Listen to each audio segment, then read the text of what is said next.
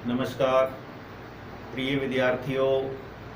आज हम कवि श्री हरिवंश राय बच्चन द्वारा निर्मित कविता दिन जल्दी जल्दी ढलता है का बखान करेंगे,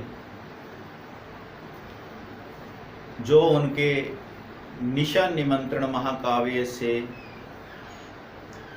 ली गई है। हो जाए न पथ में रात कहीं, मंजिल भी तो दूर नहीं, यह सोच थका दिन का पंथी भी जल्दी जल्दी चलता है, दिन जल्दी जल्दी ढलता है।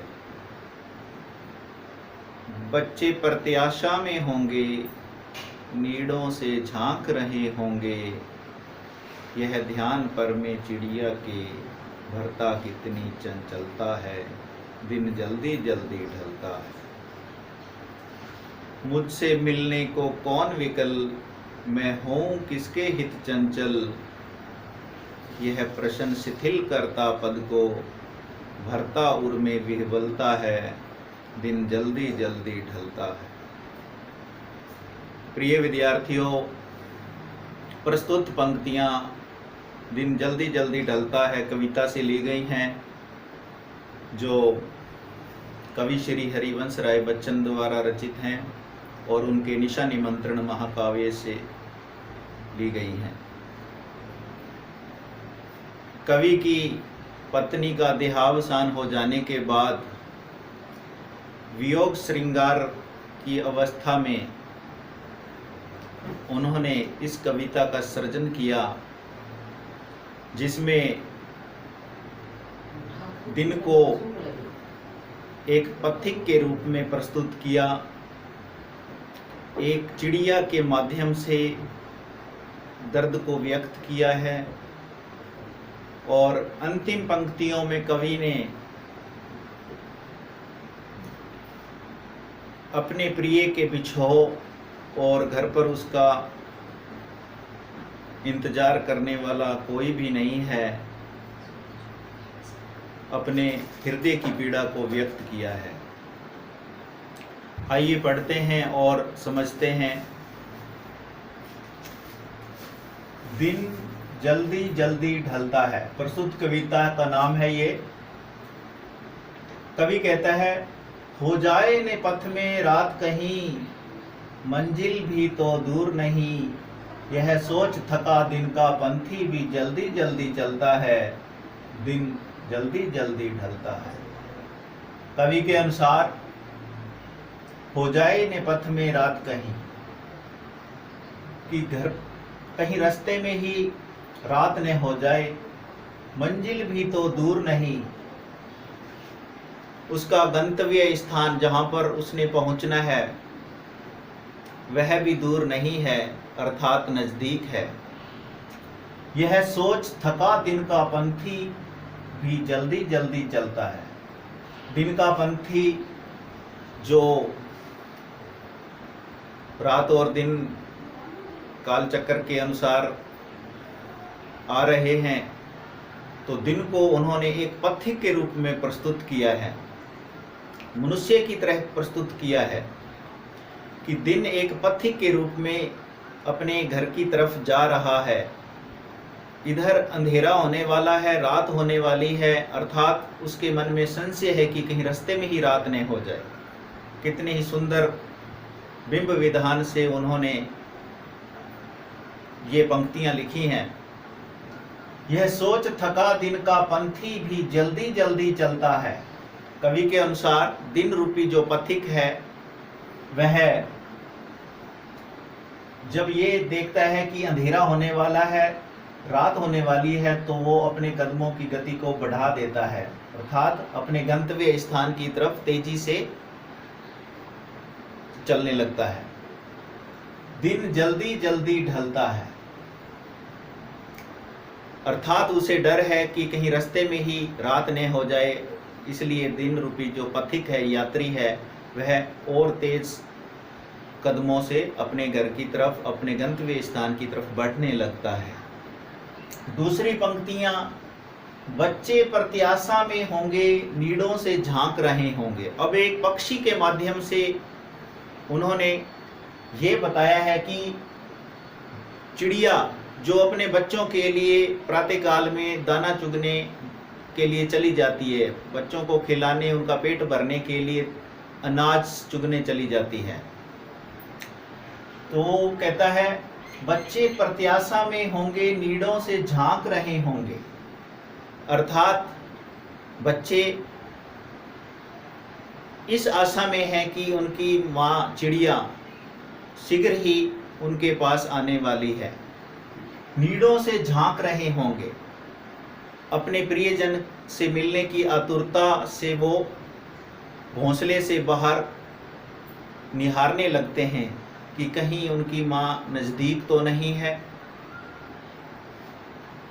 यह ध्यान पर में चिड़िया के भरता कितनी चंचलता है। अर्थात जो ऊपर की पंक्ति में कहा कि बच्चे प्रत्याशा में होंगे और नीड़ों से झांक रहे होंगे, यह ध्यान चिड़िया के मन में आता है। जैसे ही ये ध्यान चिड़िया के मन में आता है, पर में चिड़ियों के भरता कितनी चंचलता है। प्रियजन से मुलाकात, अपने प्रियजनों की मुलाकात का ध्यान आते ही चिड़िया अपने परों की गति को बढ़ा देती है, अर्थात वह अपनी नीड़ की तरफ तेजी से बढ़ने लगती है। दिन जल्दी जल्दी ढलता है। चिड़िया ये सोचती है कि उसे अपने बच्चों के पास शीघ्र ही पहुंच जाना चाहिए, कहीं रास्ते में रात न हो जाए। दिन जल्दी जल्दी ढलता है, कहीं दिन जल्दी न ढल जाए। जो ये लास्ट 3 पंक्तियां हैं, मुझसे मिलने को कौन विकल, मैं हूं किसके हित चंचल। इन पंक्तियों में कवि ने अपनी वियोग श्रृंगार अवस्था को प्रकट किया है। कवि की पत्नी का देहावसान हो चुका है, उसकी मृत्यु हो चुकी है, तो कवि कहता है मुझसे मिलने को कौन विकल, अर्थात मुझसे मिलने को कौन विकल है, कौन व्याकुल है। मैं हूं किसके हित चंचल, अर्थात मैं किसके लिए जल्दी घर पहुंचूं, घर पर मेरा इंतजार करने वाला कोई भी नहीं है। यह प्रश्न शिथिल करता पद को भरता उर में विह्वलता है। यह प्रश्न कवि के घर पहुंचने की जो इच्छा है उसमें विराम लगा देता है। अर्थात कवि के बढ़ते हुए कदमों में शिथिलता आ जाती है। वह धीरे चलने लगता है कि घर पर उसका इंतजार करने वाला तो कोई भी नहीं है। भरता उर में विह्वलता है। यह विचार कवि के हृदय में व्याकुलता, परेशानी उत्पन्न कर देता है। दिन जल्दी जल्दी ढलता है, अर्थात कवि यह सोचता है कि घर पर उसका इंतजार करने वाला भी कोई नहीं है, घर पर उसके लिए कोई भी व्याकुल नहीं है, तो वह क्यों तेज कदमों से घर की तरफ बढ़े। ये ध्यान कवि के कदमों में विराम ला देता है और इस ध्यान से, इस सोच से कवि के हृदय में व्याकुलता पैदा हो जाती है, व्याकुलता उत्पन्न हो जाती है। दिन जल्दी जल्दी ढलता है, अर्थात कवि यह सोचता है कि उसकी जिंदगी का दिन भी शीघ्र ही ढलने वाला है। प्रिय विद्यार्थियों, बड़ी ही सुंदर कविता, बड़े ही सुंदर शब्दों से व्यक्त की गई है, जिसमें कवि ने अपने हृदय की व्याकुलता को प्रकट किया है, व्यक्त किया है। अगर इसका शिल्प सौंदर्य की बात करें तो जो जैसे इस प्रकार के शब्द हैं, जल्दी जल्दी,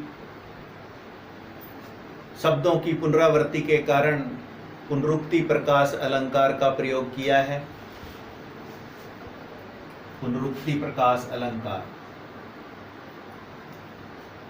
दिन का पंथी, दिन को एक यात्री के रूप में प्रस्तुत किया है।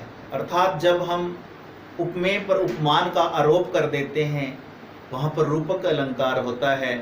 तो दिन को एक यात्री की रूप में प्रस्तुत किया है।